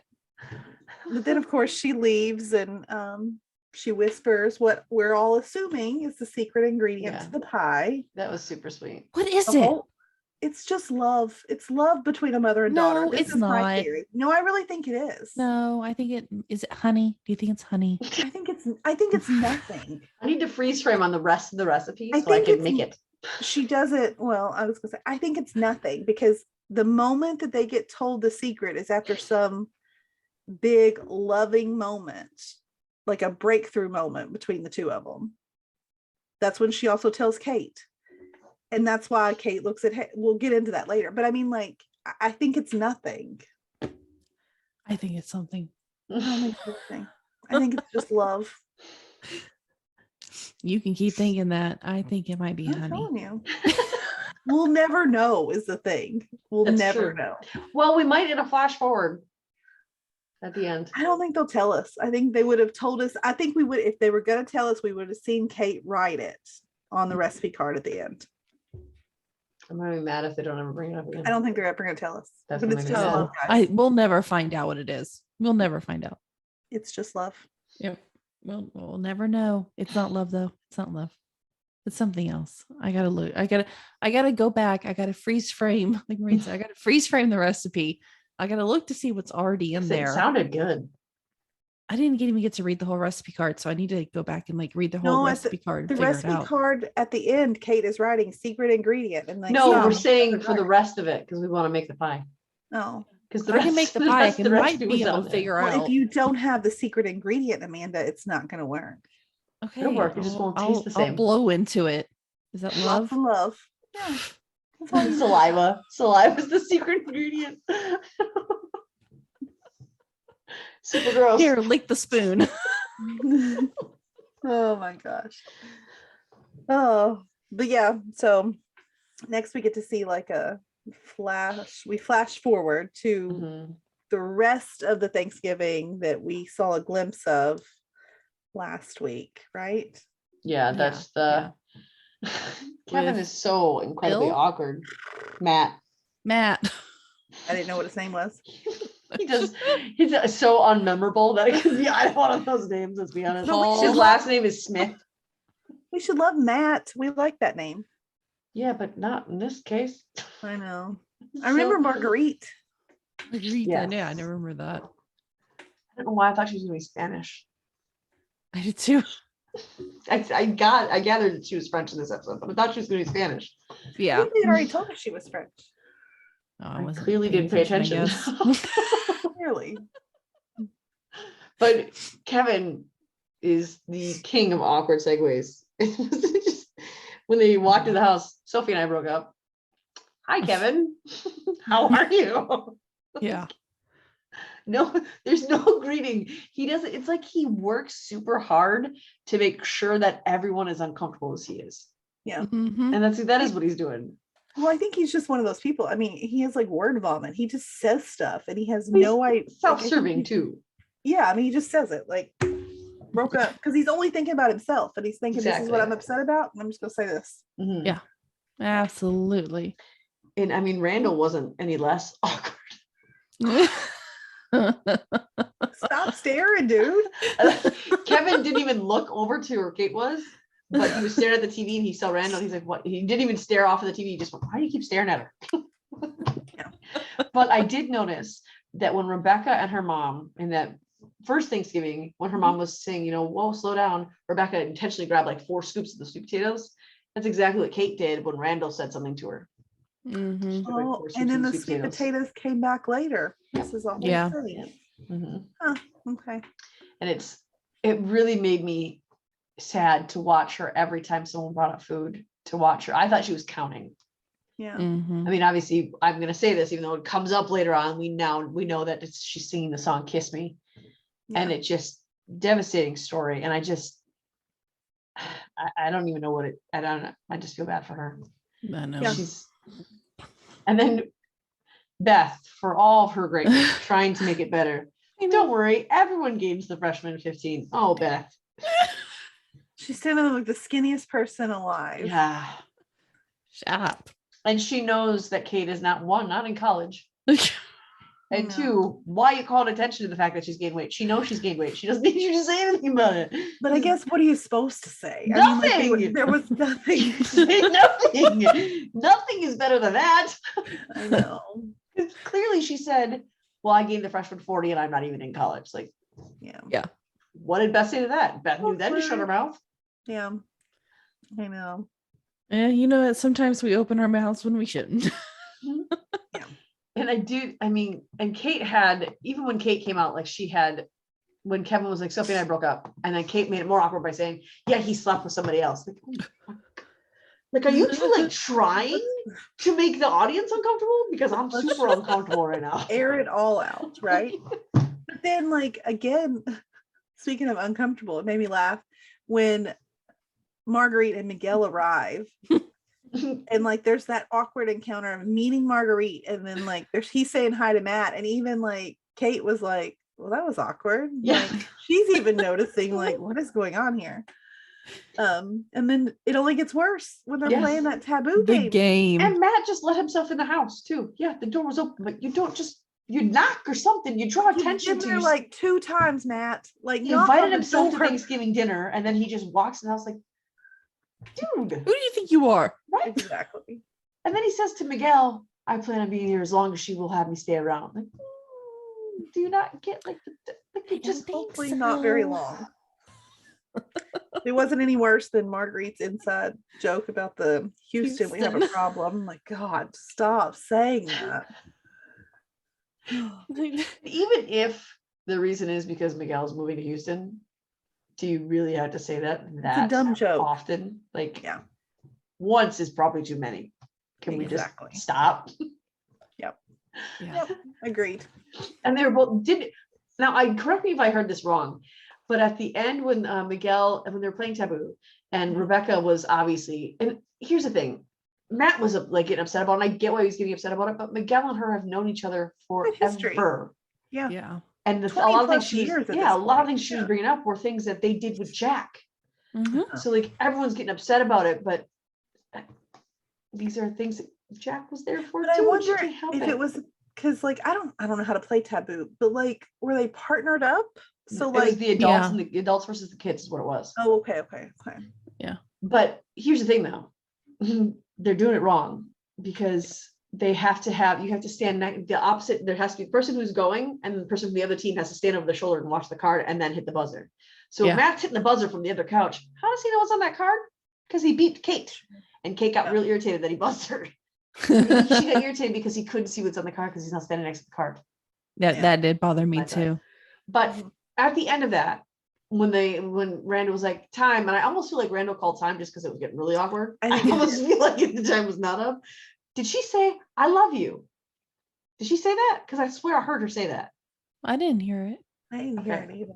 And then it got real quiet, and she was like, okay, and then she started looking everywhere else. So I swear I heard her say I love you. Well, now I'm gonna have to go check that out. But I don't know if it was. I don't think it was like I love you. I think it was like, oh yes, I love you. And I think she did. And but then she made it super awkward by very suddenly realizing what she said and then not looking at anybody directly and just shutting down. I love this. I love that because I never imagined. I mean, we heard their story that they reconnected on Facebook years, whatever. So I never imagined that there were feelings involved before that. Yeah, before. So I like this story. I like knowing that they've had these feelings. And stupid Kevin, and I love Kevin, I do. Why'd you have to ruin this? We could have had so many more great years with Miguel. I don't think Kevin's what ruined it. I think Kevin just kind of sealed it, but I don't think Kevin's what ruined it. I think that Miguel was already saying, okay, she's never going to be mine. I need to go. But would he have felt different after she sort of confessed what she did to him? If Kevin the plans were already set in motion though to go. I don't know. I think it could have been different once she admitted her feelings, because that's basically what they did to each other without saying it. They basically told each other how they felt. And I think that part of it, I don't think that was fully Kevin's intention, because Kevin was trying to say to Miguel how disappointed his dad was in him. And Miguel said, projecting, for sure. Well, no, I think that Kevin was actually sincerely saying, you know, I can hear him disappointed in everything I'm doing. I think Kevin was trying to have a confessional moment with him a little bit. Yeah. And then Miguel said, I don't understand anything you're saying. Maybe go drink a coffee or a water, like basically saying, go sober up. And I think that pissed Kevin off. And then that's when Kevin really was like, all right, fine, I'm going to hit you back. That's true. Which is super immature and not okay. And I didn't agree with what he said at all. But I kind of forgot Miguel said that though. Oh, here I was all against Kevin, but that was pretty rude of Miguel. Yeah, because Kevin was actually saying something that actually made sense. And he was actually being vulnerable. And he was actually saying something that was real. And it wasn't hard to understand. And for Miguel to say that, I thought was really kind of cool. Well, it kind of was, now that you're bringing that back to my attention. And I love Miguel, but that was I do too, uncalled for, I think. And I think because it was after that Kevin paused for a few minutes. Not a few minutes, for like a minute. And then he came back at him with, don't do this. Essentially. Yeah. And then after that, we go back, I mean, not after that, but we dig back into the present time, which was a super awkward. I love everything that Beth says about their Thanksgiving. She's like, always with these people. What did she say? She said, he's like, this is going to be the best, no drama. And she's like, honey, I love you. But the Pearson epitaph will read, lovely people, dedicated, really traumatic Thanksgivings. It's accurate. Yes. It's so accurate.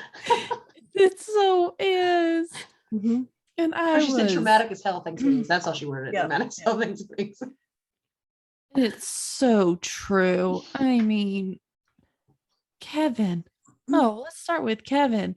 I wanted to take that guitar, bang it over his head, and throw it into the fire by the end of this episode. He was driving me insane.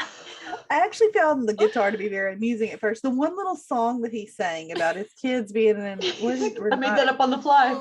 I mean, I did laugh. I'm not gonna lie that I thought, but had I been there, I would have been super annoyed with his stuff. Well, the other reason he was doing it though was to break the tension. That was very like he started doing it whenever Kate and Toby started getting mad at each other. Then Kevin's like, oh, okay, I'm gonna play really loud and drown you. I'm gonna make everyone focus somewhere else. And poor Toby was so annoyed by the Toby. guitar.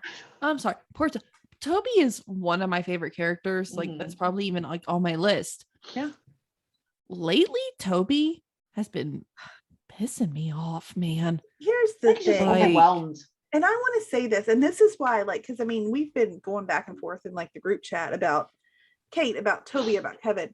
That is what I love about this show. Okay. It's not cut and dry. It's not like this person is like a good person that makes good decisions.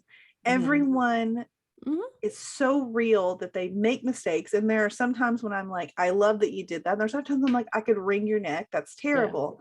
But that's what I like. I could defend each and every one of these that we have an issue with this episode. I can also go the opposite route and tell you why I think they were wrong. And I think that's just what's so good about this show. There's no cut and dry right or wrong answers. It's real life. Everybody's stressed, and sometimes we react badly to stress. Yeah. But he's been like this for weeks now. It's not like it's like one day. It's ever since he took this job in San Francisco. He is just he's stressed. He's overwhelmed. He is stressed. And so is Kate. And and it's just not a good look. It's not a good look on either of them. No, and I think it's a really accurate depiction of what happens when couples have young kids, first of all, but also when you add so many other things into the mix. And Toby did bring up a good point at one point when she's like, if you were here, and he's like, I was there. I did do the work before I took this other job. And I think sometimes she gets, and Toby says, we keep having the same argument. We fight and then insult, jab, repeat, whatever, however he worded that. And it's accurate because like she takes unnecessary jabs at him. I don't think he takes jabs at her, but I think he's certainly short with her. I agree. But she takes unnecessary jabs at him, but she's not really short with him. She just, when he's short with her, it's her instinct to fight back with a jab. Like the big thing, like both scenarios where the cereal issue and then him scraping off the whipped cream on both issues though and I mean, I may be taking my own stance here. He may have done it. He may have said a little something, but Kate egged on the argument in front of everyone. Which didn't, when he scooped that off, she could have saved that conversation for later. And what does it kill? Your son is 2. What does it kill him if for one meal he has a half of a scoop of mashed potatoes? I mean, this is, and that's what I'm saying. I agree that maybe Toby shouldn't necessarily scooped it off, just give it. But at the same time, I would not have started an argument with my husband at the table like that. No, I think it was definitely the wrong time. Every time too. It's not just at the table. Every single time he had an opinion on what he was eating, she openly started an argument in front of everybody. And he wasn't drawing attention to it. He was trying to keep it a little quiet, a little to themselves. And she was one who was like, really, we're going to talk about this right now, for every time he brought it up. And guys, he makes, and God, I might get hate here. He makes valid points. Now I'm not saying that the scoop of whipped cream is going to hurt the 2-year-old. I mean, obviously it's probably not, or, whatever, but he makes valid points in that both of them have struggled with weight. And so it is something you're going to have to start young. And I mean, her point is she feeds them healthy at home, and then maybe she does. And I mean, that's fine till it's Thanksgiving, I can see both sides. Yeah. But I'm also saying like, Toby's only there on the weekends. Exactly. And so he's only going off what he's seeing. And that is by his own decision. But at the same, I don't know. Well, it was both of their decision for him to take that job. Yeah. I mean, I see both sides here. What I think it's the wrong time, wrong place to be nitpicking on what the 2-year-old is having. He wants to lick a spoon. Oh, that's just too much sugar. You're just being, that is not like saying like, oh, we need to have a discussion. That's nitpicking. Yeah.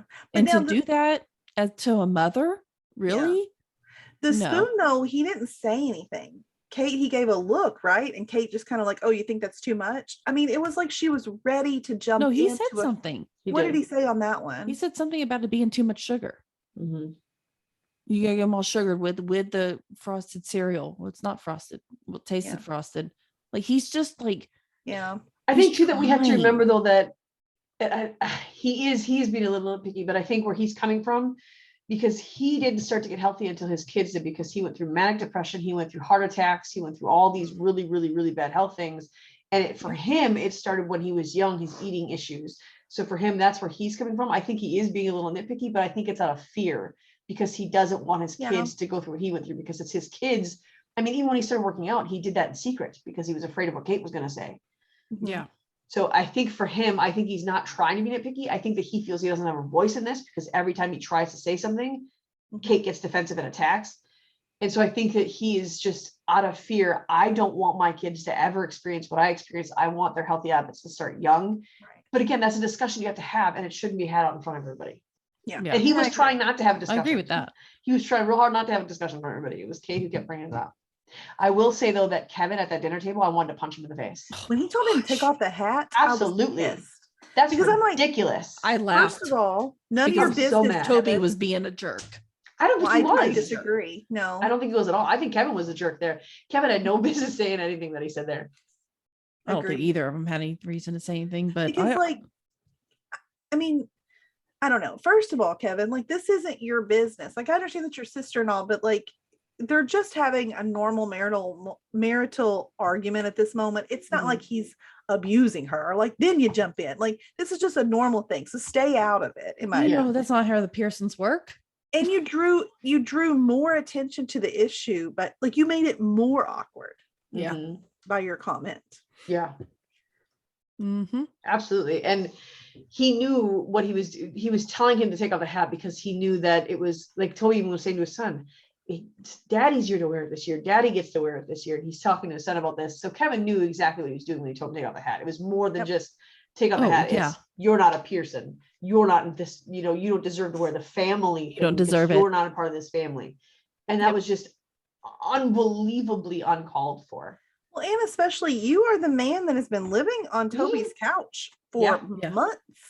I mean, it's not like Kevin was only going for Toby though. You saw him also going for Miguel about like the guest house. Right. Yeah. I mean, he just immediately snapped. Yeah. So I mean, Kevin was that's because Kevin felt, and it's not okay because Kevin completely misread the situation because Kevin is thinking this is for my dad and my mom. And I think that he's still, when Miguel wants to have an opinion on that, I think Kevin is still very prickly about that, which is insane because Miguel has been so awesome for that family and for their mom and for his dad. Yes. So I think even there, I think Kevin was super, and Kevin made up for that though. You don't see Kevin apologizing to Toby anywhere.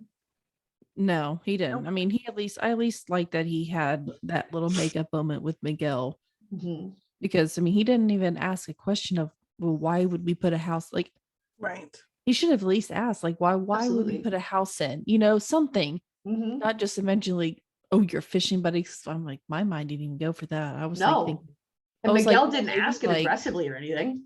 I honestly thought Nikki. I was like, maybe like for Nikki, but when he just like have a room in the house, like that's where my mind was going. But whenever they sat down and had the talk with Rebecca, and we find out why, it's because for the nurse to be there to take care of Rebecca. I don't know. I didn't see that coming either. I didn't think it was for Miguel's personal use either. Right. Yeah, you knew it wasn't going to be for that. There's no way that there's nothing in Miguel's character that would ever suggest that's what he was doing it for. No. So Kevin was just trying to be mean because he was unhappy. And I was glad that Rebecca, with that talk, she straightened that out immediately. Yep. Miguel is the captain of this ship. Like she laid that out there, and I was so happy because I mean, Miguel gets like forgotten in like decisions about his wife. I mean, like this, like that may be your all's mother, but this is his wife. Like he needs to be involved in this, and so he's the one who's with her day in, day out, all day, every day. Yeah.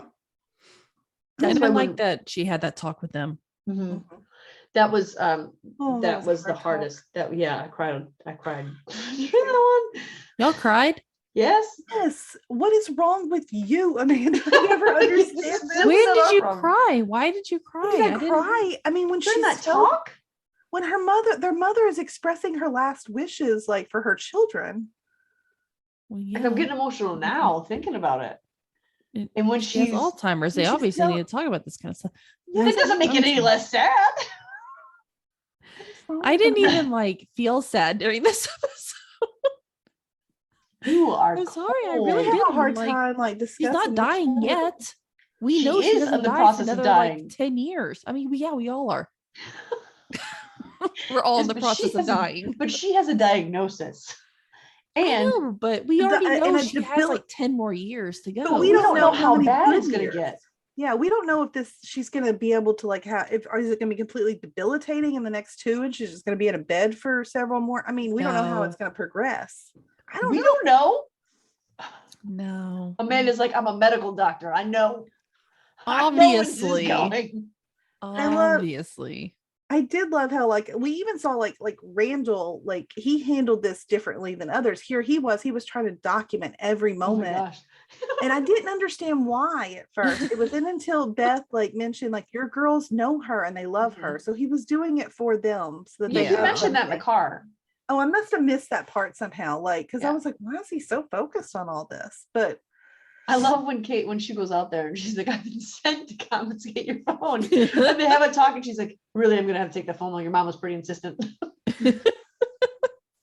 Because he was starting to annoy me with that. And even Rebecca said something about it to Kate. And I love watching her and Kate have inside jokes.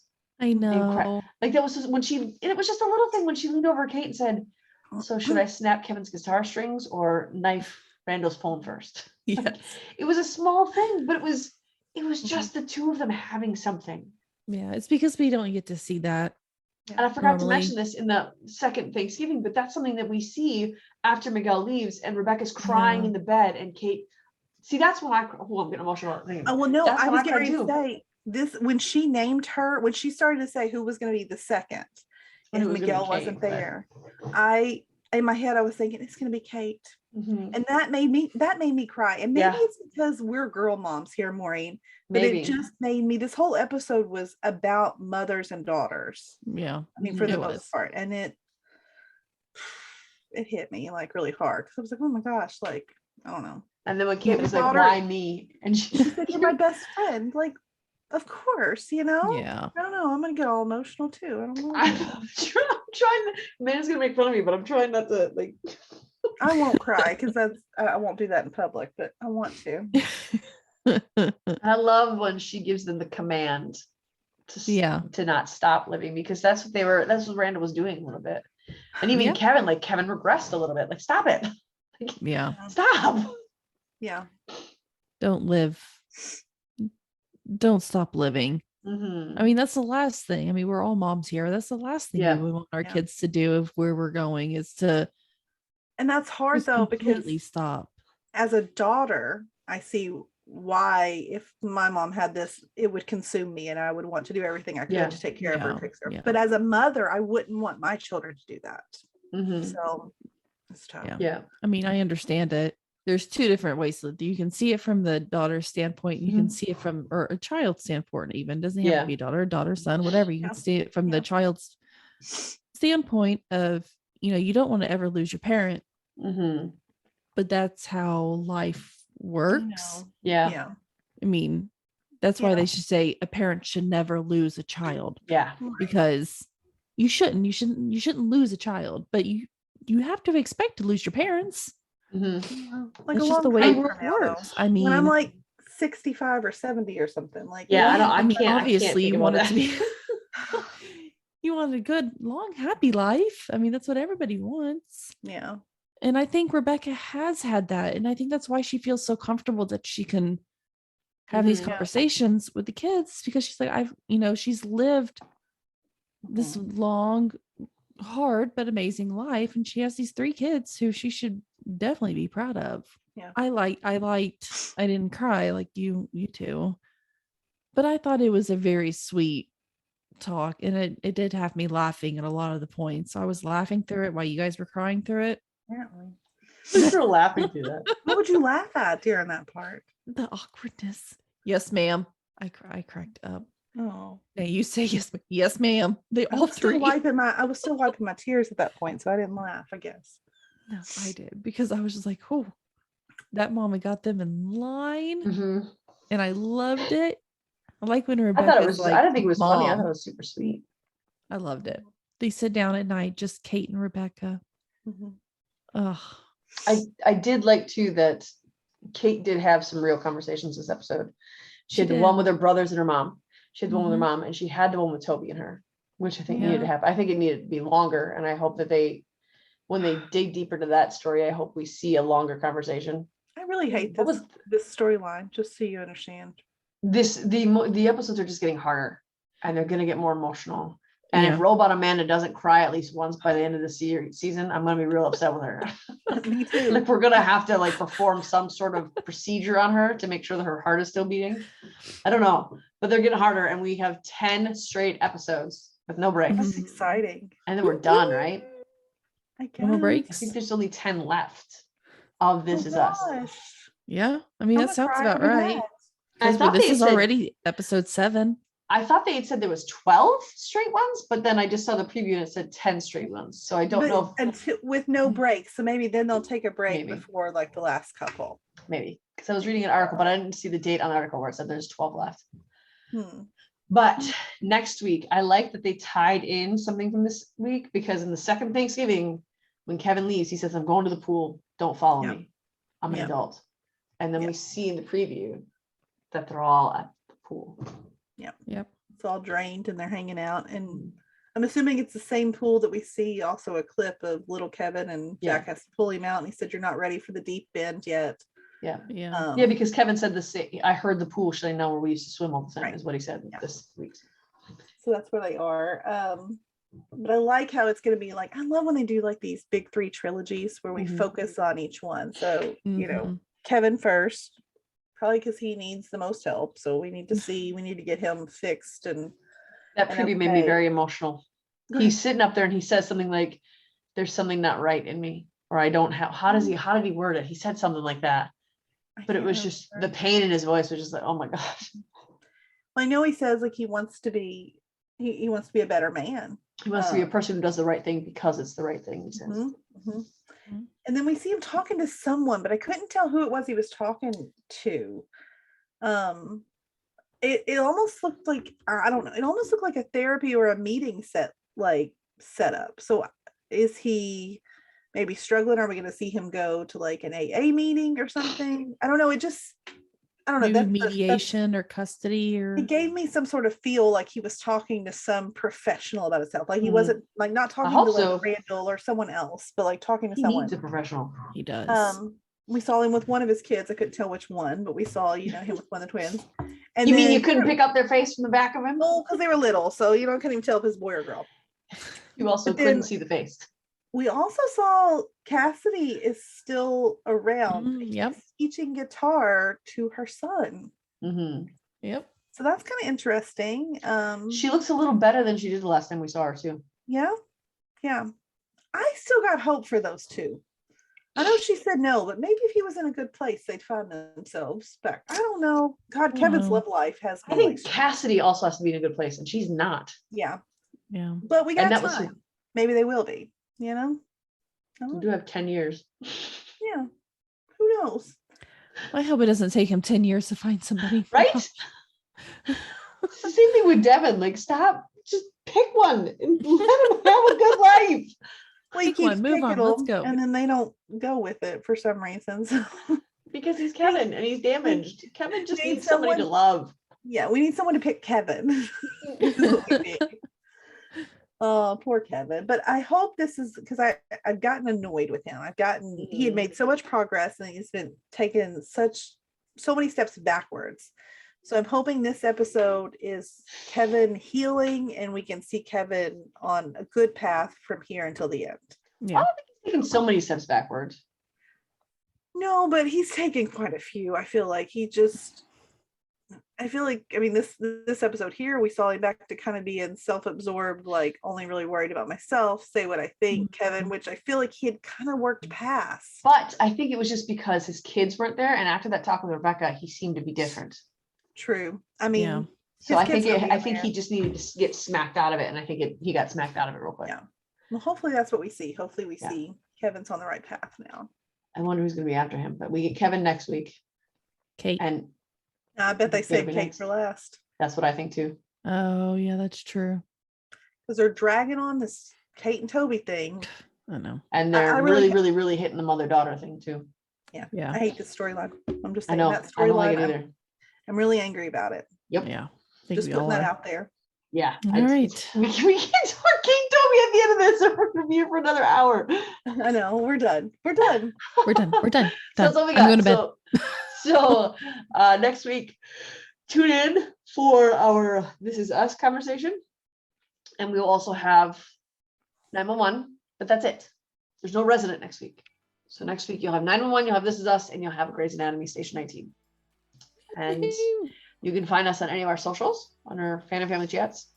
And you can reach us at our email at familyfanclub2021@gmail.com. If you want to chat about what we do, what we have coming up, give us suggestions, give us critiques, feedbacks, praises, whatever. We are open to that. Join us on our Facebook groups. We have This Is Us Pearson Family Fan Club. We have 911 Family Fan Club, and we have the Resident Chastain Family Fan Club. So find any of those. We have discussions all week long. We have fun things going on in all of our groups all the time. We have a lot of people in those groups who really like to talk about the show. So if you need someone to talk about, join those groups and join the conversations. And until next week, we'll see you. Bye. Bye. Bye.